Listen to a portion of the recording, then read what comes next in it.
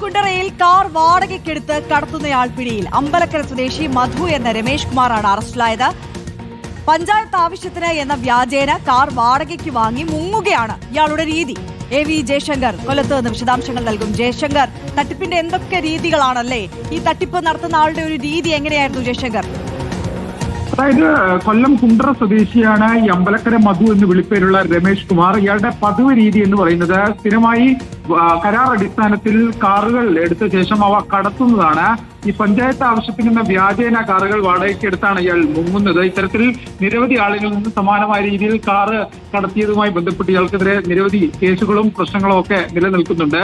ഈ പഞ്ചായത്ത് അംഗമെന്ന വ്യാജേനയാണ് ഇത്തരത്തിൽ കാറ് കടത്തും മറ്റും നടത്തി വരുന്നത്. ഈയിടെ നടന്ന ഒരു ഇടപാടുമായി ബന്ധപ്പെട്ടാണ് കുണ്ടറ പോലീസ് ഇയാളെ എന്തായാലും നിലവിൽ പിടികൂടിയിരിക്കുന്നത്. പോലീസ് ഏറെ പണിപ്പെട്ടാണ് ഇയാളെ പിടികൂടിയതെന്ന് വേണം പറയാൻ. നിരന്തരമായി പ്രശ്നങ്ങളുണ്ടാക്കി മുങ്ങുന്നതാണ് ഇയാളുടെ രീതി. എന്തായാലും ഇയാൾ ജില്ലയിലൊരു പ്രാദേശിക BJP പ്രവർത്തകൻ കൂടിയാണ്, പൊതുപ്രവർത്തകൻ കൂടിയാണ്. ഇതിന്റെയൊക്കെ തന്നെ പ്രിവിലേജ് ഉപയോഗിച്ചുകൊണ്ടാണ് ഇയാൾ ഇത്തരത്തിൽ കാറുകൾ ആളുകളിൽ നിന്ന് കരാർ അടിസ്ഥാനത്തിൽ വാങ്ങി കടത്തുന്നൊരു ജോലി. എന്തായാലും ഇയാളെ കുണ്ടറ പോലീസ് നിലവിൽ അറസ്റ്റ് ചെയ്തിട്ടുണ്ട്.